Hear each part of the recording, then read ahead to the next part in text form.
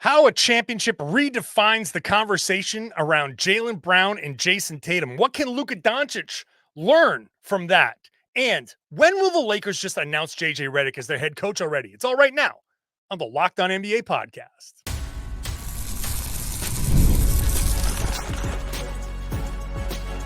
You are Locked On NBA, your daily NBA podcast. Part of the Locked On Podcast Network, your team every day. Hey there, welcome back to the Locked On NBA podcast, right here on the Locked On Podcast Network.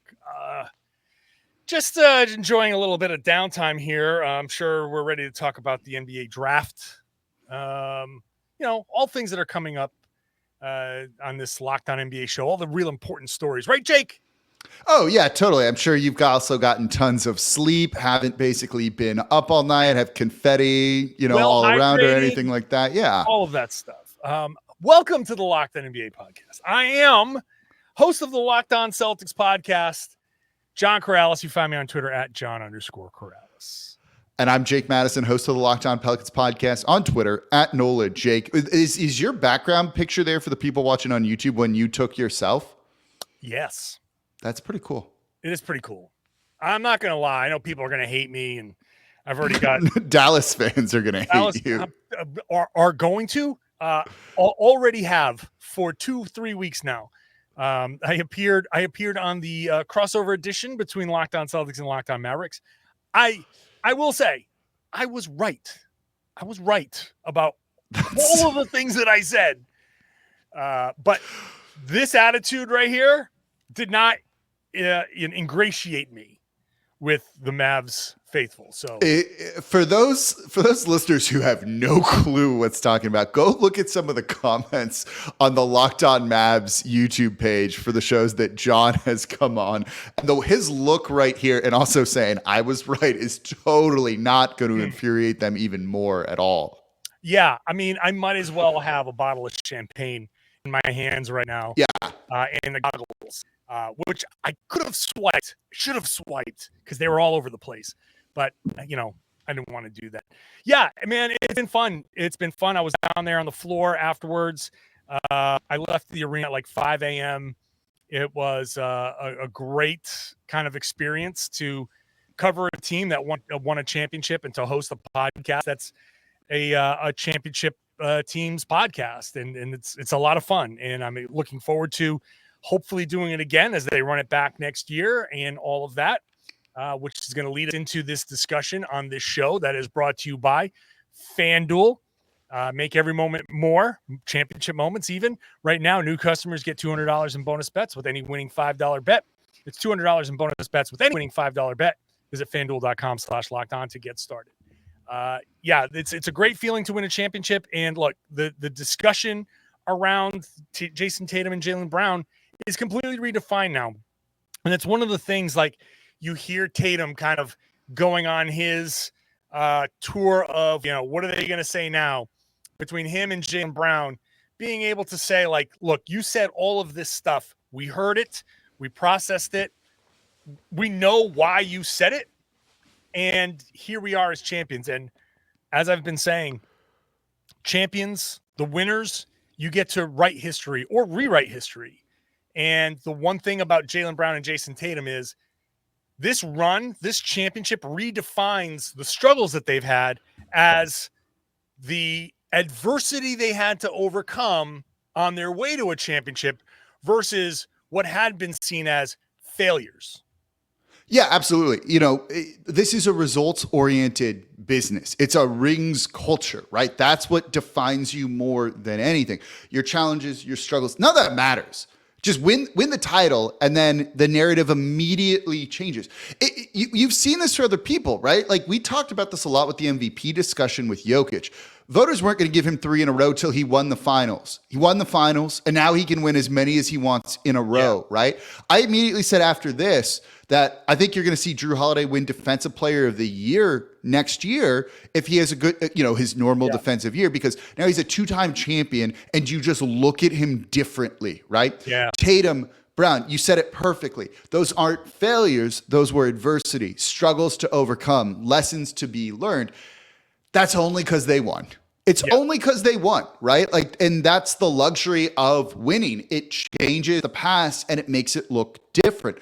Think about how Kyrie Irving would be looked at differently had he won this title. We'll get into Luka Doncic in the next segment. Right now, it's what lessons can he learn to overcome his failures, right? Because that's what it is right now. This is the luxury you get when you win games, fair or unfair. But it's a rings culture, it's a title culture, and that's what those two just kind of set this down. We've talked about it on the show, right? Like, this was a team that, had a lot of calls to break it up. Maybe they needed to do that, if they didn't win this one too. But now that they do, run it all back next year. That's right. That's right. Now, if they hadn't won it, we'd be having this conversation. If we're sitting there with the Mavs, court covered in confetti, the conversation here would be like, Jaylen Brown trade rumors or something. Yeah, that would have been the thing we would have led with, right? It would have been what's next for the Boston Celtics, and it would have been breaking those two up without a doubt. Right, because but that's what happens when you lose. When you win, it becomes how long can this thing last? Yeah, and look, part of this is what we do. What this is here, like. It's us, and like this is a pretty big show now.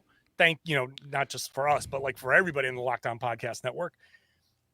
There are a million people doing this, right? There are a million people doing podcasts, talking about Celtics, talking about Mavs, talking about the NBA. Every show, wherever you listen, TV, podcast, whatever, radio. It's just blah blah blah all day long, and it's daily. It's all the time. So if you sit there and you say, my goal is to bench press 300 pounds and you're at 150 pounds, people are gonna be like, look at this weak. You're so weak. You can't do this. And like every time you go in there, it's talking about how weak you are. And either you make progress and you're up to 200 pounds and people will be like, well, if you want to bench press 300, you should be making more progress and going on and on until you actually bench press 300 and people go, oh, okay, very nice. You did it. Yeah.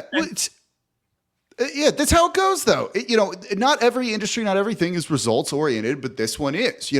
Part of it is that's the goal, right? Cool. If you want to make an NBA Finals or not win a championship, keep sticking with what's not winning it for you. But if you fall short, it's what can you do to get there? And sometimes that's breaking up a core. Sometimes the smart move is going into a rebuild because you just realize, hey, this is not enough here. It's not like the Celtics from their past, right? Like didn't make dramatic moves, trading away Marcus Smart to bring in Kristaps Porzingis, who was kind of key during all of this, right? That was their culture guy. That was kind of the heart and soul of the team. And they realized, though, we can't keep doing this. So we need to move on from him and bring in someone that we think fits better. And Porzingis kind of unlocked a lot of things. Same with Drew Holiday, right? So part of it is when we look at these as failures before, it's still true.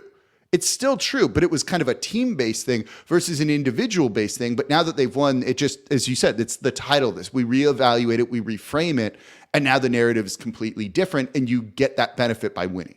And that no one benefits more than Jaylen Brown. Oh, it's so important for him and his legacy here. He all of a sudden, we're talking about his number being retired in Boston, which is one of the greatest honors in the sport.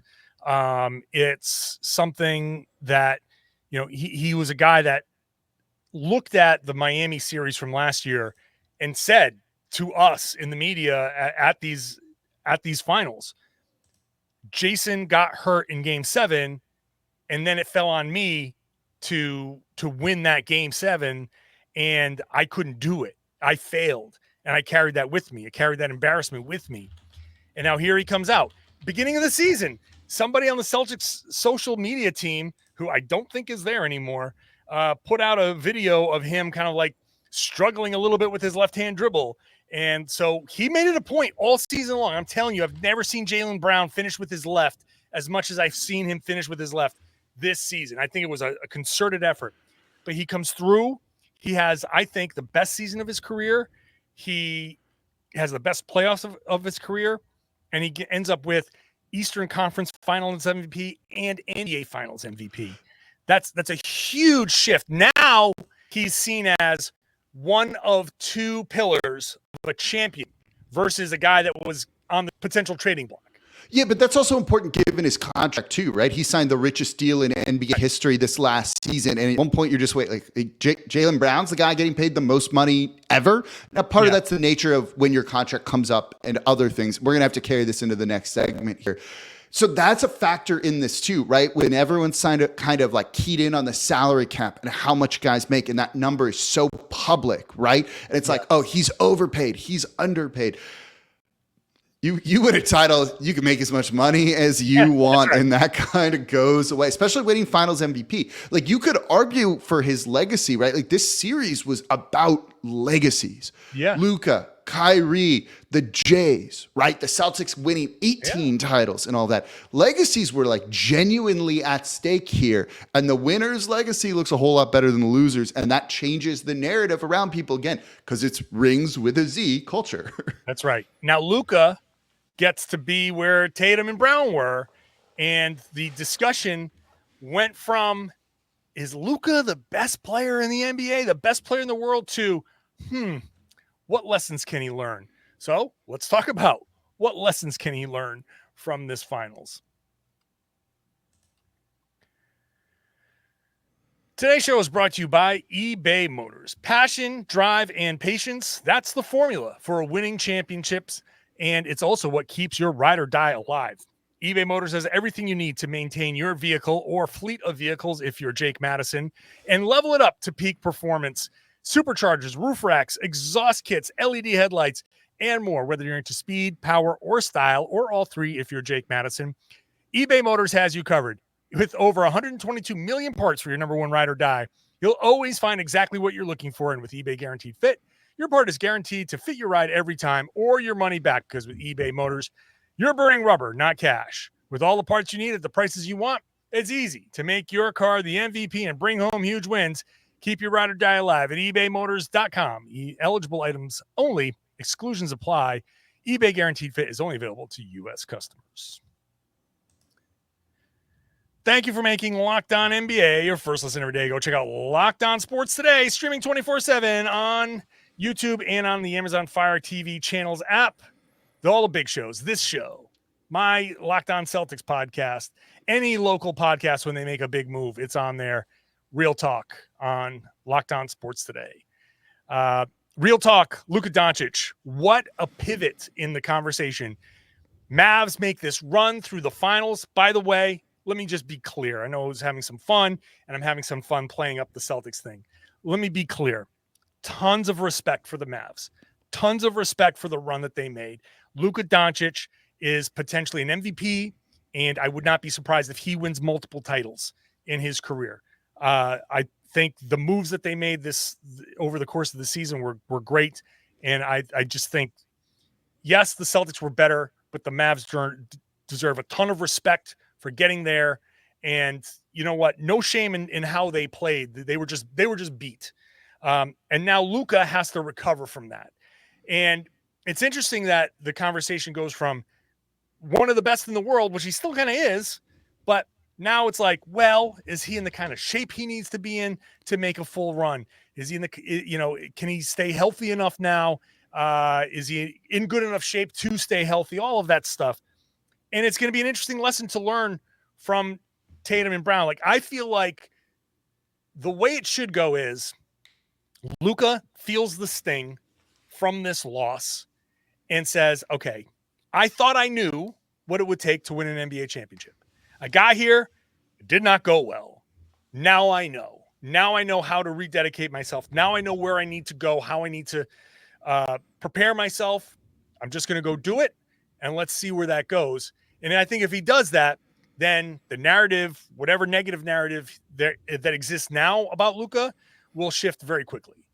Yeah, I mean, it should. You know, I don't think he's in the same position as Tatum and Brown were yet, right? That was different. Yeah. It took the Celtics 7-8 years to kind of break through and get this title, kind of based on the trajectory that they've been on. And it just hasn't been that long for Luka. He hasn't been in the league that long with all of that just yet. But I mean, if they have another not great playoffs, or if they lose in the conference finals next season, something like that, like the question will be like, can he actually lead you to a title? He's kind of teetering on like getting into that conversation, I think. There's plenty of time to turn it around. That's just kind of the nature of the machine here with it, right? I think some of the shine has definitely come off of him from this finals with, Brian Windhorst lighting him up in a way that we rarely see, which did motivate him to defend really well in that blowout win for the Mavs, right? Sure. Like that was kind of important with it. But I think kind of on the biggest stage when you saw, the complaining and a lot of the like, what's going on with the foul stuff, people look at him differently from that sort of thing, right? I agree with you. There's no shame in losing to the Celtics for the Dallas Mavericks here whatsoever. The better team won. The wire-to-wire best team in the league won. There's no shame in losing to, I don't know if they're an all-time great team, but they're in the conversation for that sort of thing, right? Like losing to them clearly the best team this season. Clearly, but not even close with that sort of thing. So you lost them. No big deal. But when it's one thing when you play your best and just lose, but when you have some of the moments that Luka had, I think that's where like that shine has come off of him. Does that make sense, right? Yeah. It's one thing to just go out and compete every play, every second. But in that game 3, when he was just complaining on the floor a lot, those sorts of things, that's when people look at you and start to add more pressure onto this. And that's what I find kind of fascinating from this. Is that the type of thing where he looks back in this, it's like when you walk out and you're like, I lost, but I hold my head up high. Is Luka doing that or not? And that's kind of the question. Are there some regrets maybe that he has from this series? That's what I'm trying to say. I had to work through it to get there. You got there though. I did. I thought that was good. No, for sure. No, I've always compared him to a prodigy. He's and every superstar in the NBA is a prodigy to some level, right? But Luka, I've always said he's like the 4-year-old who walked up to the piano and just started not smashing on the keys, but like started like hitting the keys, and you're like, oh damn, this kid is like. You ever see those videos of the little kids drumming? Like they're toddlers and they're just like banging out rhythms, and you're like, whoa, that kid is special. That's what Luka's been. He's been super special his whole life. But when you've been that special your whole life, it's very easy to lose sight of the level of work you have to get to make that next level, because everything has come so easy. You think I can go and have my, like the joke. I don't know that that's what he does, but like I can just go crush 6-packs in the off season and then, come back and play myself into shape. I'll be fine. Like, Luka with a few extra pounds, like I'll just work it off during the season and it's fine. He's still going to be amazing. And it's true. Like he is so good. Like, again, this is not to disparage him like at all, right? Like, no, but it's not that it's not like he's Oliver Miller or something like that. He's like, but his conditioning has always been a question. And now you look at a guy like Jayson Tatum, whose conditioning is without reproach. Like he is just built for this. And he's the guy that took piano lessons when he started at 4 years old and got this good. So seeing the level of work that it takes, having that natural talent Luka has, and the lesson should be like, wow, if I just do these little tweaks, watch what I eat, get myself into better shape, like that guy is suddenly in the conversation for like, oh my God, this guy's dangerous. So let me ask you this, having seen what before last night were failures for Tatum and Brown. Yeah. What did they do? What did they do to try and overcome that going into this season, and what allowed them to break through in a way that like Luka needs to kind of learn? Certainly there's the conditioning side of it, maybe the not complaining to the refs, but like what else might it be? What are his lessons to be learned from this? I think that what Tatum and Brown got to was a level of humility, I think is the way that they've been putting it.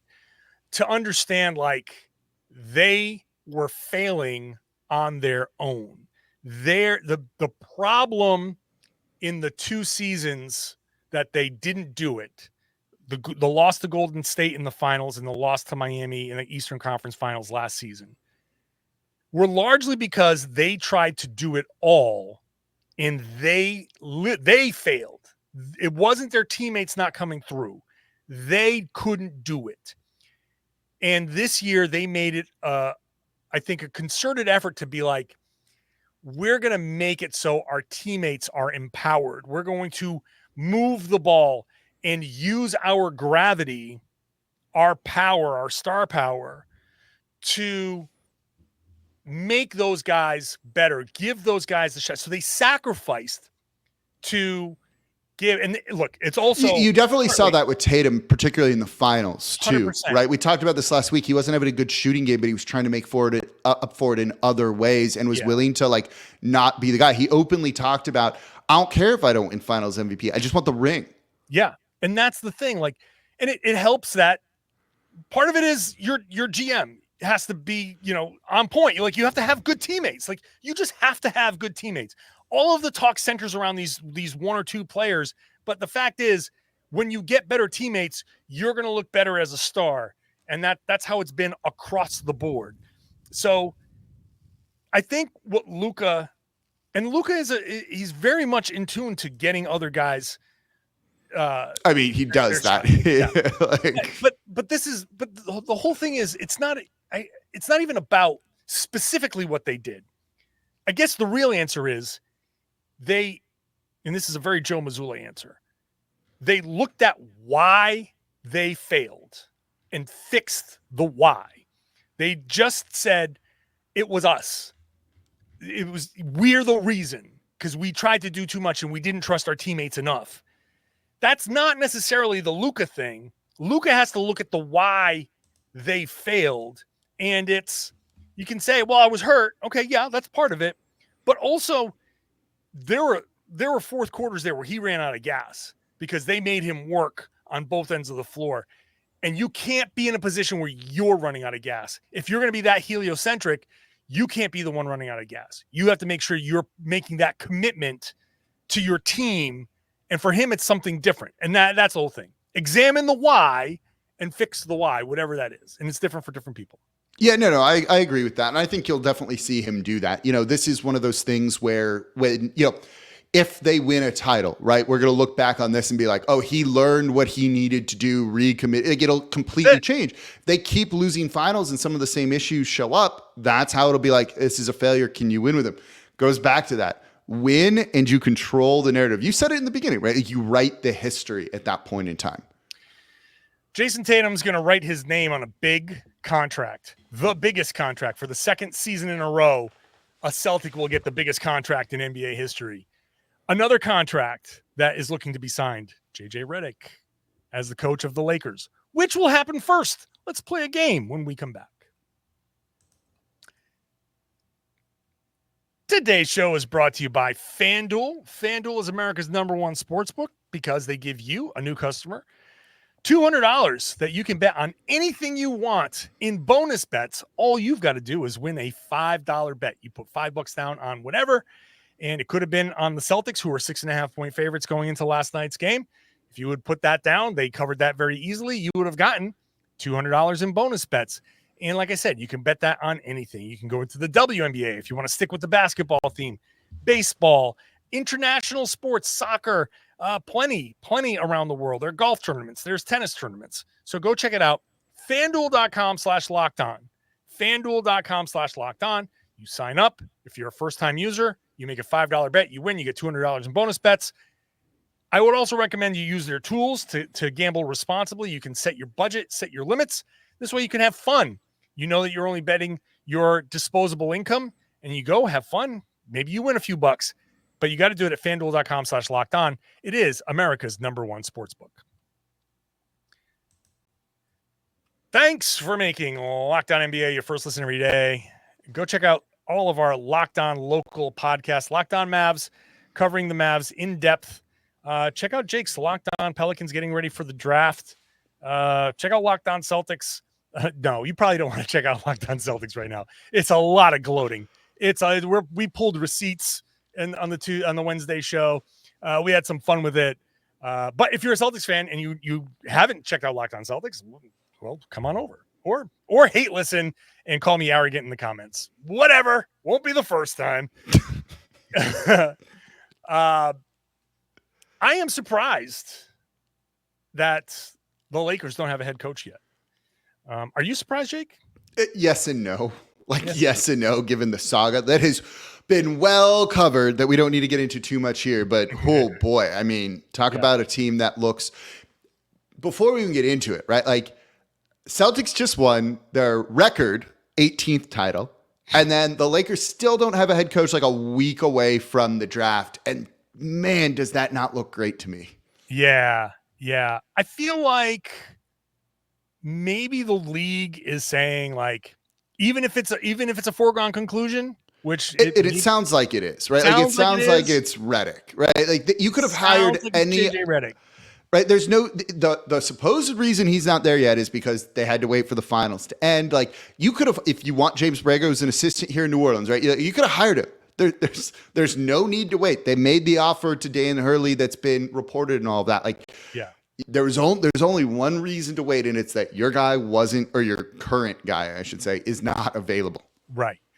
I think the league might be like, hey, do not overshadow the champion right now, regardless of who the champion was. I was gonna say, man, do not. It's if the Mavs had won, they'd be like, give the champs a day to bask in the championship because the league wants to celebrate itself. So don't go in there and be like, oh, by the way, here's your new coach, and especially because it's the Celtics. Don't be like, oh, we're gonna upstage you guys. Yeah, you got. They kind of did a little bit of that with news breaking. On game one of the finals that they were interested in interviewing Dan Hurley, right? Like they've done. I don't know if that's by design or just when things leak. Like I'm not going to get into conspiracy theories with that and all of that, but it's not like they haven't done stuff. So it's almost like we're waiting for the starting gun here. There is. A day, we'll call it not even a moratorium, but it's a day to everybody handle your business for a second. So let's play our favorite game. I am telling you right now that is not real. Is this real or fake? Just ask John and Jake. Real or fake, Jake Madison? The Boston Celtics will announce their mega $315 million extension with Jayson Tatum before the Lakers announced JJ Redick as their head coach. So I wrote this question, so it's cheating a little bit here. So you said you put Tatum first, then Redick, because both of these are a foregone conclusion here. Both of these things are happening. It's just the order in which they happen. Seems to be. I'm going to actually say it's fake. I'm going to say it's fake, and I'm going to say that Redick gets announced first before the Tatum extension. Partially because, and the reason I say this is like, it feels like we should get Redick tomorrow. There's almost no more reason to wait. And the Lakers kind of keep looking up, not exactly like a laughingstock, but not that by the day when it comes down to it. But I also think that the Celtics being so kind of team oriented, like maybe don't want to overshadow the team success by announcing Tatum's extension. We know he's going to get it. They don't even need to announce it, right? Like we know he's going to be the highest paid player in NBA history with this extension. But why take some of the shine off of guys like Drew Holiday, Porzingis, Derek White, and the rest of them by announcing that like today? This is like a celebration about their depth as a team, what it took for them to kind of do all of this. Don't take the shine off of that and put it on specifically on Tatum. Yeah. I like that. I like that idea. Because the Celtics championship parade is on Friday, which is an uncharacteristically long wait. But yeah, the Celtics have flown to Miami to go celebrate. so they're out of pocket. They're just not. We're gonna have to wait for them. No problem. They're not going to interrupt the celebration. They're not going to interrupt. They're not going to be like Jayson Tatum like partying in Miami Beach with 2 bottles of champagne and see Brad Stevens like tapping him on the shoulder. Could you sign this? Can you just like, here's a pen. Can you just take this right there? Okay, thanks. Send a DocuSign, Brad. Yeah. He can do it from his phone then. No. Oh, okay. I'll just be back here. I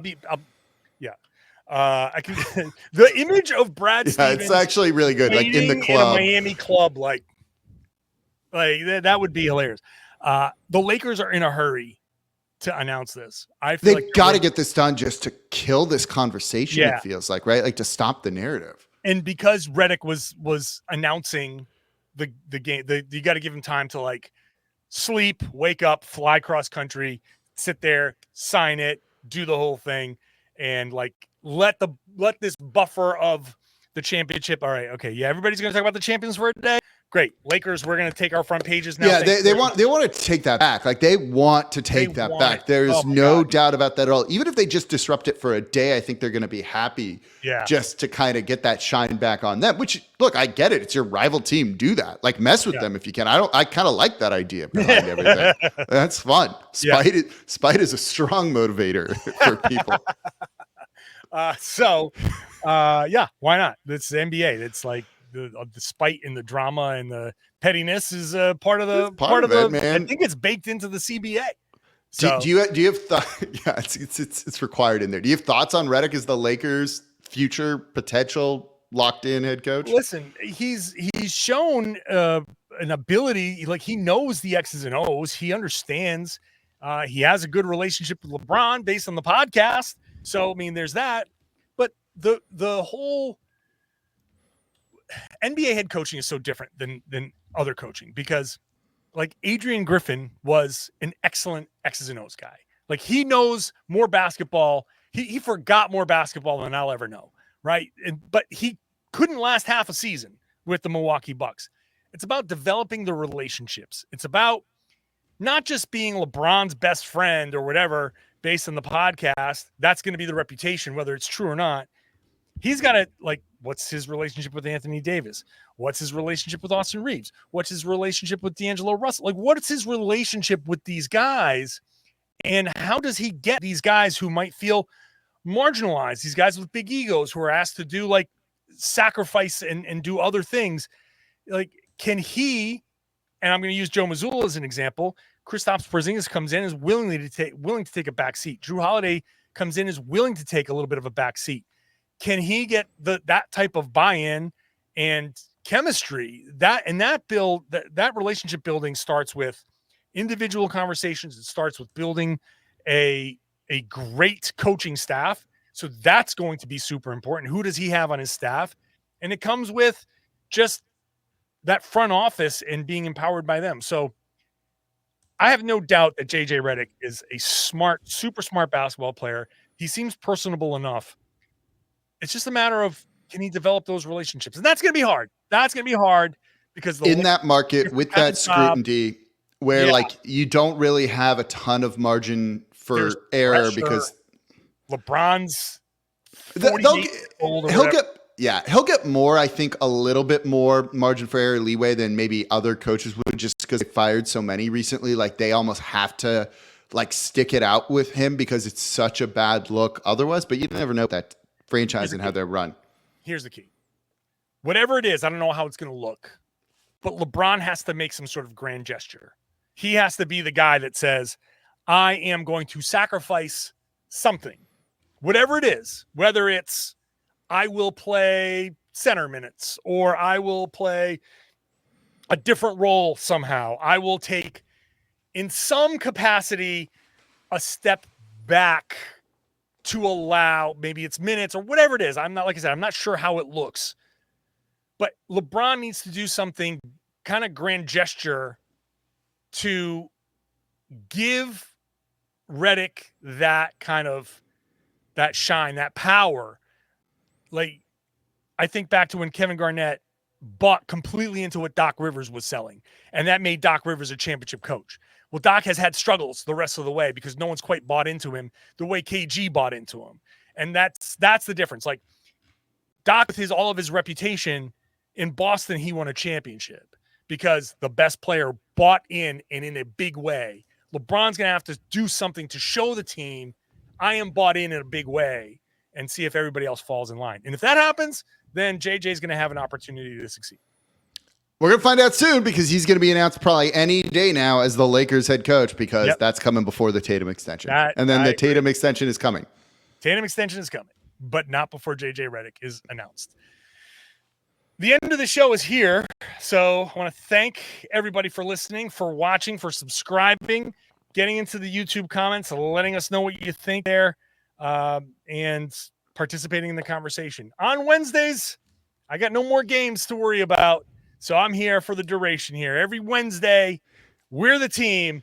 I'm John Karalis, host of the Locked On Celtics podcast. Find me on Twitter at John_Karalis. And I'm Jake Madison, host of the Locked On Pelicans podcast on Twitter at NolaJK. You get to sleep now, John. Yes. Go to bed. I might sleep for 3 days straight. Wake me up when the parade is here. Jake, it's Nick Angstead tomorrow. Hopefully he's over this loss and he can tell us things from the Mavs perspective tomorrow, along with Pat the Designer. It's a great show. Listen to those guys. Listen to the Locked On NBA podcast. And I would love it if you shared the podcast. Tell everybody they should be listening to and watching the Locked On NBA podcast right here in the Locked On Podcast Network. It's your team every day.